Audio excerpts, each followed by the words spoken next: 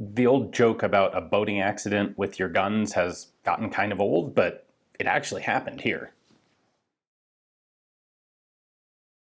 Thanks for tuning in to another video on ForgottenWeapons.com. I'm Ian McCollum, and today we're taking a look at a really interesting rifle from Israel's War of Independence. This is a Swiss K-31 outfitted with an Austrian 4-power scope, thus making it a ZF-31 rifle that was sold to Nicaragua but ended up in the IDF, in Israeli hands.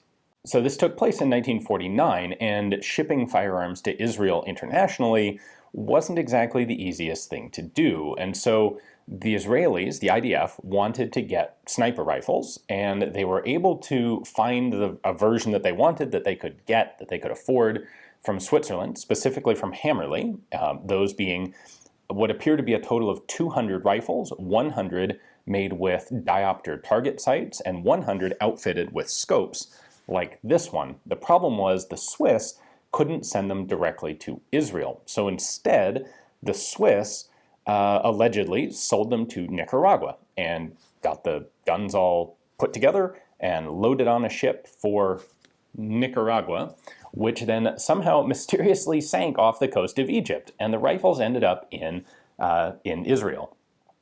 Now, this was, of course, illegal at the time and surrounded by secrecy, so there's not that much information on it, but we know that the rifles came out of Hammerli, and we know that they ended up in Israel because they're actually examples of both the scoped and the diopter sighted patterns in the IDF, in the Israeli Military Museum, and we have some very clear Israeli markings on here. Now, what makes this interesting even beyond that is, first off, this is probably the only example of K-31s that were actually used in significant combat, because these definitely saw combat with the Israeli armed forces.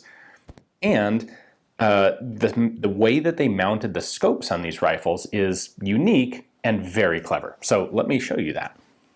A lot of the bolt-action rifle scope mounts are really quite complex and funky, and this Swiss one is, well, it's remarkably not Swiss, frankly. We have a lever here, and if I push that lever back to this pin, that unlocks the scope, and I lift it off the side of the rifle like that. All they did to modify the rifle to fit this scope was mount these two pins. Well, that and cut a slight relief in the stock. But these two pins are simply drilled through the receiver, bolted into place, and you can see that there are little notches on each of the pins on the inside.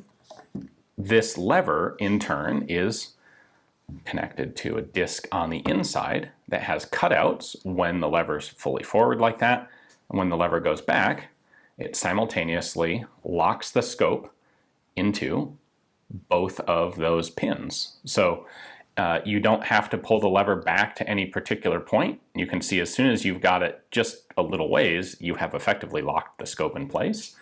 It's a really simple and clever system. Now, if we take a closer look at the rifle, there are some interesting features here, or interesting lack of features. There's no Swiss cross, there's no manufacturer's markings, there are no proof marks on these rifles. There are serial numbers, but they are located back here. The scoped rifles are designated ZK, and they have serial numbers that run from 101 up to 200. And then we have an IDF property mark, pair of IDF stamps right there. The rifles with diopter sights, interestingly, are marked FK. They appear to have serial numbers from 1 to 100, and they actually have commercial Hammerli markings on the receiver crest. These were rifles that were made by Hammerli and sold by Hammerli. So the rifles are pretty well scrubbed of all identifying markings, although it's still pretty darn obvious what the rifle is. So it's always a little questionable to me what one actually gains from scrubbing manufacturer's marks off of guns like this. It's not really plausible that anyone outside of Switzerland was making K-31s. These rifles have actually shown up on the civilian surplus market from time to time, and the mounts sometimes show up with them, but the scopes are extremely rare. So if we look a little closer, there are some interesting markings on the scope mount. Most substantially, we have the IDF rifle number out here. So this is scope 114 on rifle 193. It's a mismatched pair, which is about the only way you're going to find them these days. We have a windage adjustment screw back here. And you can see there's an alignment mark on it right there, but screwing that in or out allows you to adjust the windage of the mount. And then the front here, the mount is held to the ring by that screw, and you can see there's a little shim in here that was put in to properly adjust the elevation for rifle 114. We have a couple more marks on the inside of the mount, and I don't know exactly what these all actually mean, but H and 115, and then a further couple of really obvious IDF marks on the bottom of the scope mount, and the number 60361, which perhaps was the original number of the scope, but I don't know for sure. The scope is a 4-power Kahles made in Vienna. It has a focal length adjustment here, and then it has a very German, Austrian style of elevation adjustment. So that's bullet drop compensator that runs out to 10, which is 1,000 meters. So starts at 0, goes out to 1,000, and you just loosen that knob, adjust your elevation, tighten that back up. So we are currently set to 800 there. Here's another neat set of details I can show you. This has this brass ring for the BDC marked from 0 out to 10.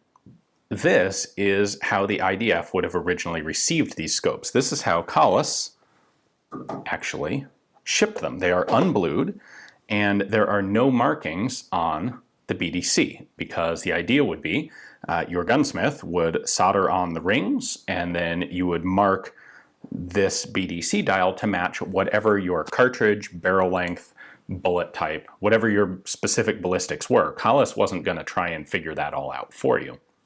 Now, here's an example of the same scope having been set up, and by the way, they use either brass or zinc for these dials, depending on when it was done. But what's interesting here is you can see that the screw is in the back. For these scope mounts, the IDF needed the screw to be in the front, so they moved that to the front. They shaved down this to give a space for the alignment line right there. And then they mounted that brass ring and calibrated it for their rifles. And you can see, if you look right around the edge of this ring, it's not quite exactly in the center of the dial. Now, it doesn't particularly need to be, but that is a bit distinctive of the IDF scopes for these rifles. So if you're trying to find a scope for them, this is a pretty indicative set of details that show you what you want to look for. The reticle in here is just a simple German post, and when I adjust the BDC, it's going to move the reticle up and down in your field of view. So we can go ahead and put the scope back on by putting the lever all the way to the back. Just drop it onto those 2 pins and lock it in place. And there you go, the only K-31s that actually saw substantial combat service. Note that the scope is offset to the side so that you have space to use one of the K-31, not stripper clips, but the charger clips for the K-31. Overall, very cool. You can see the screw coming right through to the inside of the receiver there. Just barely. Can't see the front one because it's way up inside the receiver, but drilled all the way through. And of course, being Swiss, the scope mount is interchangeable between the different rifles. So this is rifle 189, and we still have our same scope mount. It just drops on still nice and snug and locks in place. As I said, there's a lot of missing documentation on these, but the basic story is pretty well confirmed and understood. And of course, the Israeli proof marks don't really leave a whole lot of doubt as to where these actually ended up. So I think it's a really cool story. Hopefully you guys enjoyed the video. Thanks for watching.